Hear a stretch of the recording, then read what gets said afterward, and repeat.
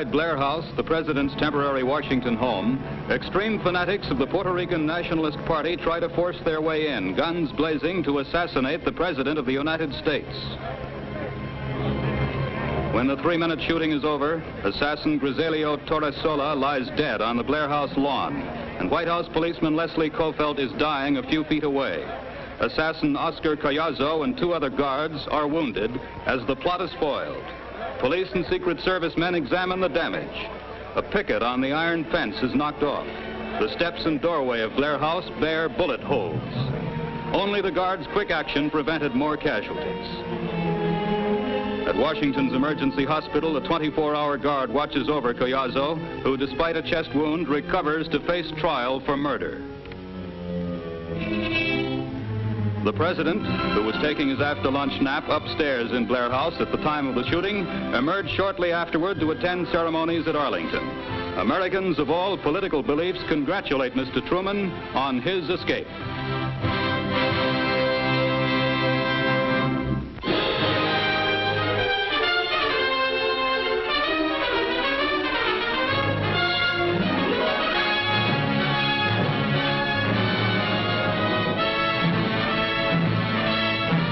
Below lies Puerto Rico, one of the first Spanish colonies in the New World, United States territory since 1898. The island has prospered under U.S. rule, but a tiny extremist party committed to violence occasionally erupts in anti-U.S. outbursts. These nationalists, 2 of whose co-conspirators tried to assassinate President Truman, also staged an unsuccessful revolt under the direction of ex-convict Pedro Albizu Campos. One of their targets was the island's first popularly elected governor, Luis Muñoz Marin, whose inauguration last year marked a climax in Puerto Rican progress toward self-rule. Under Marin, the Puerto Ricans now have as much political freedom as any state in the Union, and they're working out their own economic destiny as well. For years, Puerto Rico's biggest source of income has been sugarcane. Harvesting, though picturesque to tourists, is backbreaking work for the 150,000 men who still cut the cane by hand. Brahma steers, imported from India as the beasts of burden, are slowly being replaced by tractors, trucks, and other machinery. The total income from sugar this year is almost $140 million. Of this, 60% goes to the islanders. To help establish a balanced economy, mainland industries have been encouraged to open Puerto Rican branches by a 12-year tax exemption. Drawing upon a labor force of 200,000, almost 100 major industries, many of them financed by the islanders, have been established there in the last 4 years. The slowly rising standard of living has also brought mainland-style department stores. The largest private housing project in the world is the Puerto Nuevo development, a city for 50,000 people. The working force and most of the raw materials for such projects are Puerto Rican. Puerto Rico, impoverished since the days of Columbus, reaches new heights of democratic progress.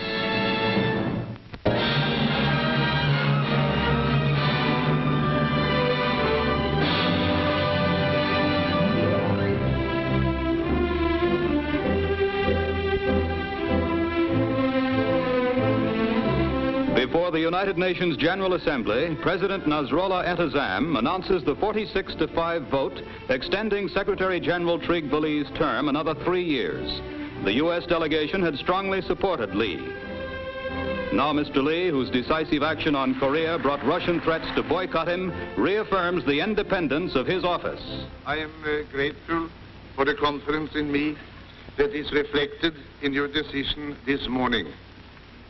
I understand your vote to be a reaffirmation by the General Assembly of the independence and integrity of the office of the Secretary General of the United Nations.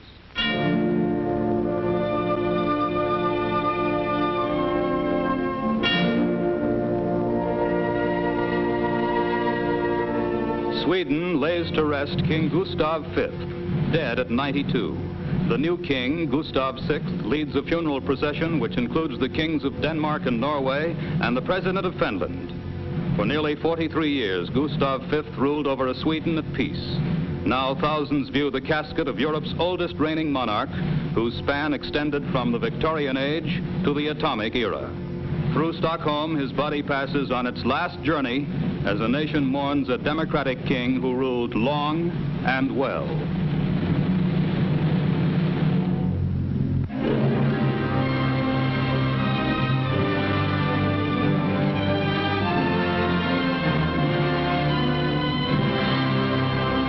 In Hollywood, tens of thousands, including the great of the entertainment world, pay their final respects to Al Jolson, the immigrant rabbi's son who brought so much happiness to 2 full generations of Americans.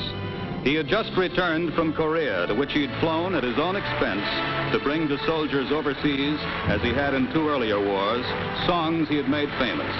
Songs Al Jolson had first brought to the screen a quarter of a century ago as the star of the world's first talking picture, The Jazz Singer. Songs like Mammy. Mammy, I'm coming. Oh, God, I hope I'm not late. Mammy, don't you know me? It's a little baby. I'd walk a million miles for one of your smiles. For my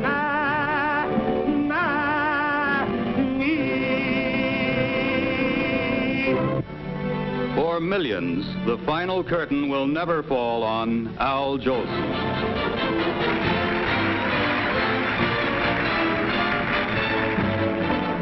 Swanee, how I love you, my dear old Swanee.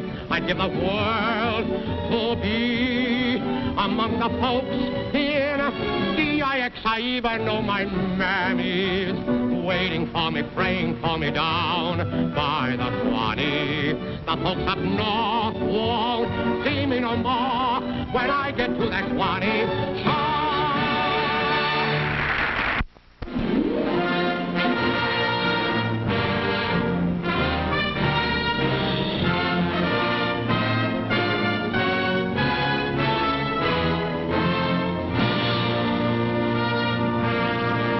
Dedicates a new House of Commons, which has been rebuilt on the site of the ancient and historic chamber destroyed by German raiders in the all-out Nazi Blitz of May 1941. The house has been completely restored. The impressive Churchill door, constructed from scarred relics of the old chamber, gives entrance to the new building, the home of the lower and vastly more important of the 2 Parliament houses. British dominions and colonies have sent furnishings for the new Parliament. The table comes from Canada. The inkstands from southern Rhodesia. The bar, closed to signify that the house is in session, is from Jamaica. The opening ceremonies attended by the royal family take place in the Great Hall of Westminster nearby, for by tradition no King of England may set foot inside the House of Commons. The Lord Chancellor, one of the highest officers of the realm, follows members of Lords and Commons and officers from all over the Commonwealth. The tension of the historic moment is relaxed as sweepers prepare the way for the King.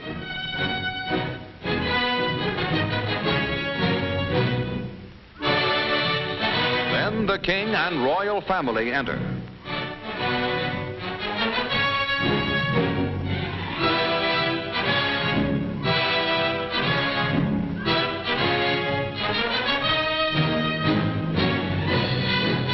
Formal greetings to the King are offered by the Lord Chancellor as Speaker of the House of Lords.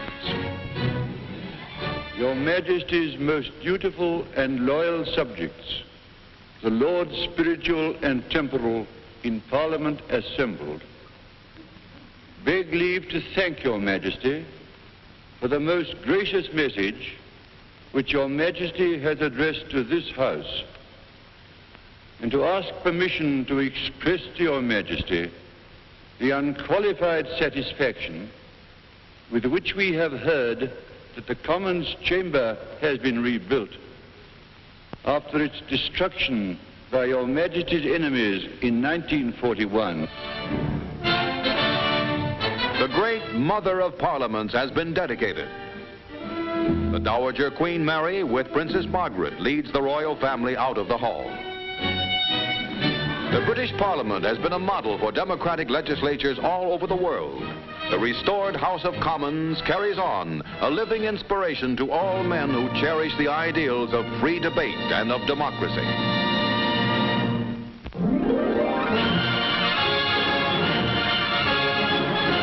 In Miami, Florida, 18-year-old Joan Pfluger shows the form that brought her the title of Champion of Champions in the Grand American Crapshoot. In that national contest, Joan smashed 100 out of 100 clay pigeons to tie with 4 men. Then she scored 74 out of 75 and beat them all. The first woman champion of champions in this sport. Like Annie Oakley, teenage sharpshooter Joan Pfluger makes the menfolk take a back seat.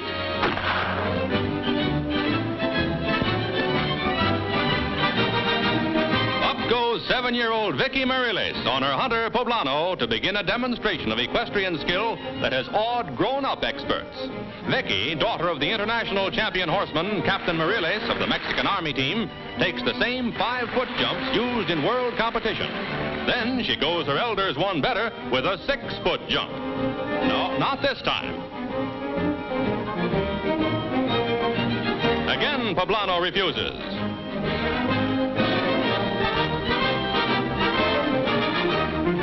Vicky makes it. On a mount that seems many sizes too large for her, 7-year-old Vicky Marilis reaches a new high in horsemanship.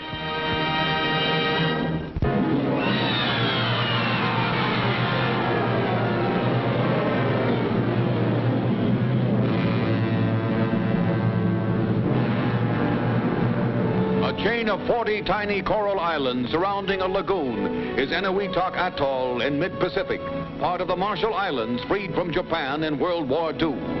Now, historic films made in the spring of 1948 and just released show Eniwetok preparing for heavily guarded and still largely secret tests of new atomic weapons. The test's purpose is to measure atomic effects on thousands of different materials, 30,000 tons of them, not, as at Bikini, to prove military effectiveness.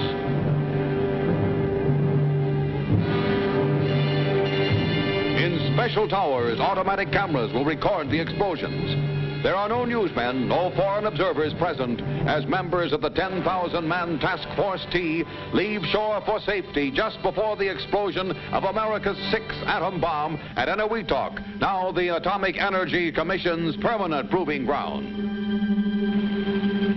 Robot planes take off for atmospheric measurements. The bombs will not be dropped from the air.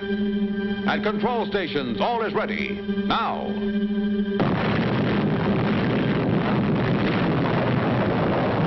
This is bomb number 6, a new atomic weapon, not an improvement of an old design. The 5 bombs set off in New Mexico, over Japan, and at Bikini are, in scientific terms, already ancient history. The flash of bomb number 6 is seen by shipboard observers.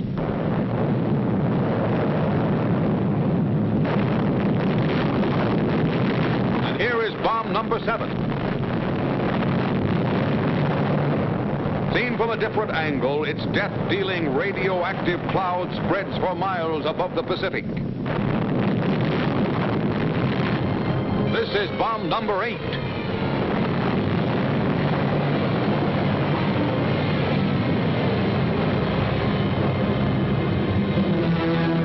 At Eniwetok Atoll, the world's mightiest agent of destruction presents its unspoken and unanswerable argument for peace and for preparedness.